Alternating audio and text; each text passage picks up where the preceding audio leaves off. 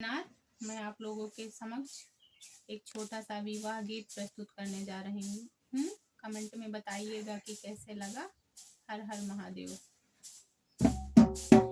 अंगना बाहरी सीता गुरवाला गावे, उगियाए चंदन का पेड़ जी। अंगना बाहरी सीता गुरवाला गावे, उगियाए चंदन का पेड़ जी।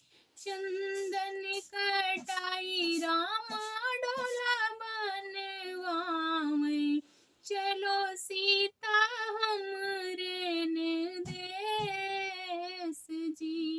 चंदन कटाई रामा डोला बनवावे, चलो सीता हमरे देश जी। कैसे के चली स्वामी देसवा तुम्हारे, छुटी जई है बाबा हमार जी।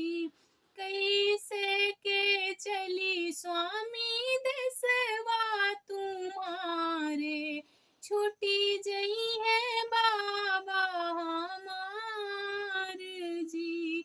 हमरे बाबा का सीता बाबा गोरायु, हमरे बाबा का सीता बाबा गोरायु।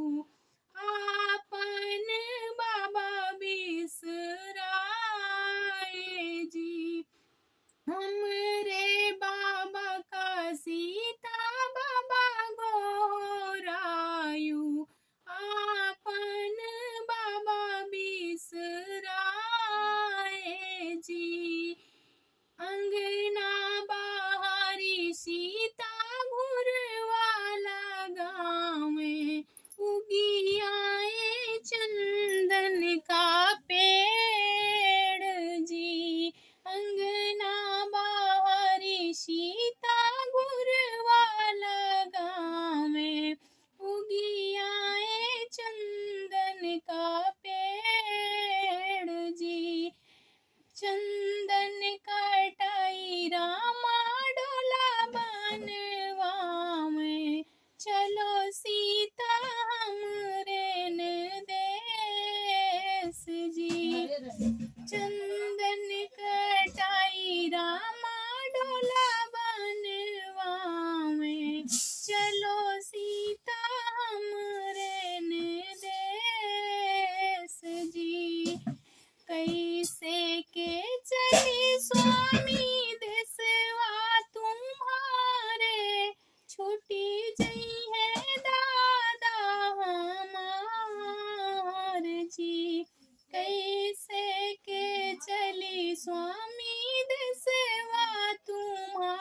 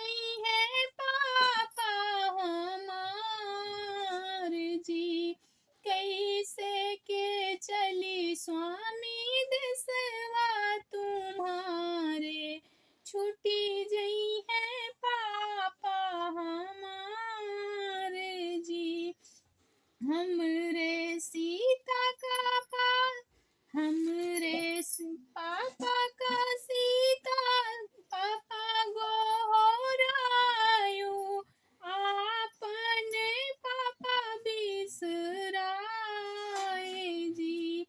हमरे पापा का सीता पापा गोहरायु आपने पापा बिसराए जी। कैसे के चली स्वामी देसवा तुम्हारे छूटी जई है चाचा हमार जी। कैसे के चली स्वामी देसवा तुम्हारे छूटी जई है चाचा हमार जी। हमरे चाचा का सीता चाचा गोहरायु आपन चाचा बिसराए जी। हमरे चाचा का सीता चाचा गोहरायु आपन चाचा बिसराए जी। अंगना बाहरी सीता घुरवा लगावै उगी आए चंदन का पेड़ जी। अंगना बाहरी सीता घुरवा लगावै उगी आए चंदन का पेड़ जी। चंदन